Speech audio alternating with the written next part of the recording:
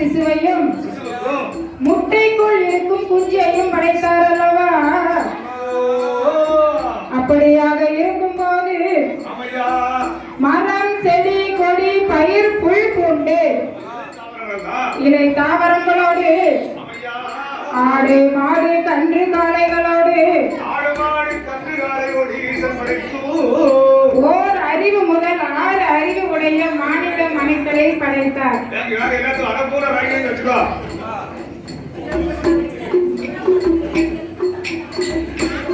மாநில மனுக்களை படைத்து ஈசனாகிய பகவான் நாம் அனைவரும் இந்த பூமியிலே ஒற்றுமையாக வாழ வேண்டும் என்று சிவன் வடிவில் இருக்கும் தந்தையும்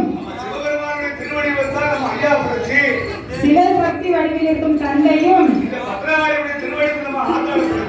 இந்த அம்மை அமைந்திருக்கிற சக்தி வடிவில் இருக்கும் படித்து நாம் அனைவரும் இந்த பூமியிலே ஒற்றுமையாக வாழ வேண்டும் என்று இவ்வுலகை மூவுலகாக பிரித்தார்.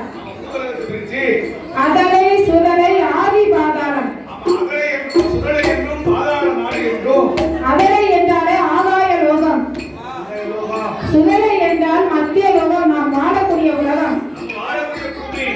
ஆதி பாதாளம் என்றால் அசுர அரக்கர் வாழக்கூடிய ஒரு உலகம்.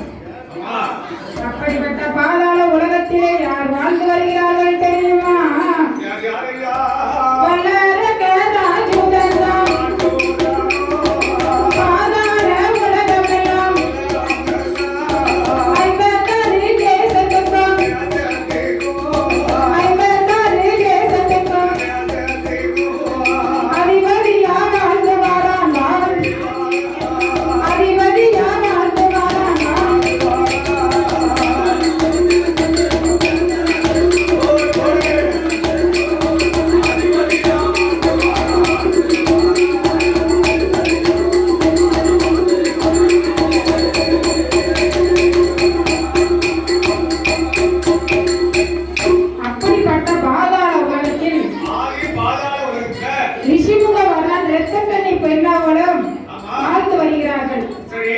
அவர்களுக்கு தவமாய் கிடைத்த குழந்தை என்பதால் அவன் தவம்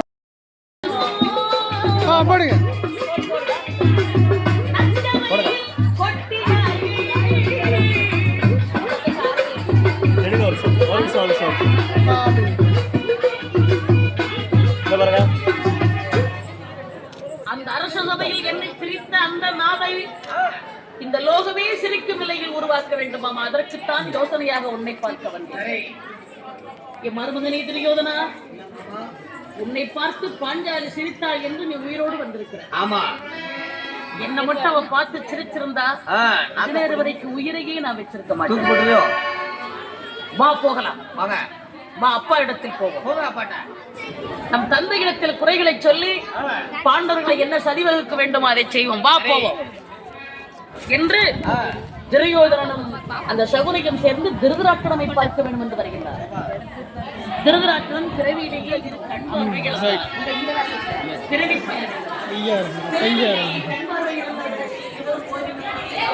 அவங்க கூட சேர்ந்தா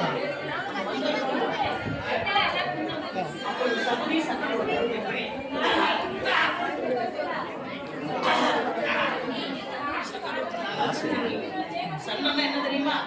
செருமல் இதை தெரிந்து கொண்டார்.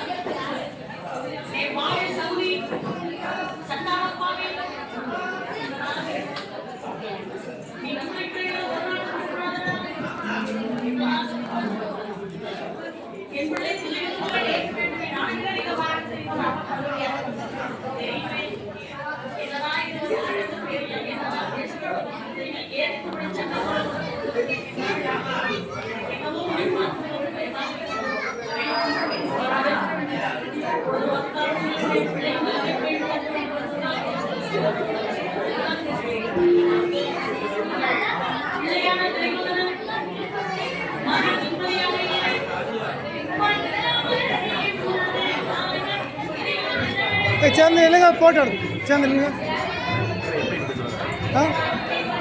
நீ தம்பியா இப்படி இல்லை இங்கே நீ பார்க்க எங்களை பார்த்து இங்கே பார்த்து